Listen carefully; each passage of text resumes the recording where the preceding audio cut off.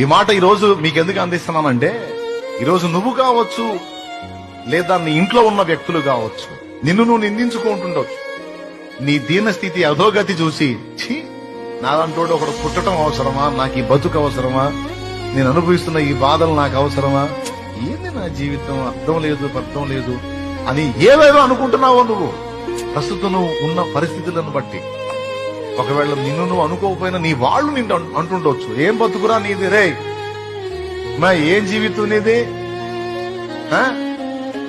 మంచి మంచి వాళ్ళు చేస్తున్నారు, నువ్వు చావట్లేదు, ఎందుకమ్మా నీలాంటిది బతకడం, సావే ప్రశాంతంగా ఉంటది మాకు అంటుండొచ్చు.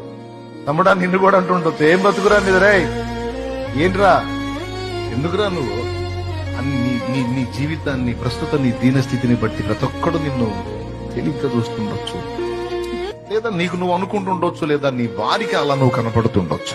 నేను చెప్తున్నాను నా తమ్ముడా, నీ భవిష్యత్తును దేవుడు ఎలా డిజైన్ చేశాడో, నీ చరిత్ర ఏ మలుపు తిప్పబోతున్నాడో ప్రస్తుతం నీకు అర్థం కాకపోవచ్చు. మున్ముందు రోజుల్లో ఒకటొకటిగా నీకు అర్థమైంది. నువ్వేం కలవరపడద్దు, ఏం కృంగిపోవద్దు, ఏం నిరుగారిపోవద్దు, జీవితం మీద విరక్తి పెంచుకుని ఏదేదో ఆలోచనలు నువ్వు చేసుకోవద్దు, అవసరం లేదు. ఒక్కటి నువ్వు చేయాల్సిందే, ఒక్కటి, నీ స్థితిని గుర్తుపట్టి నీ దగ్గరకు వచ్చి నిన్ను విమోచించిన ప్రభు వైపు చూడు. ఆయన వైపు చూస్తున్నాడు, నెక్స్ట్ ఆయన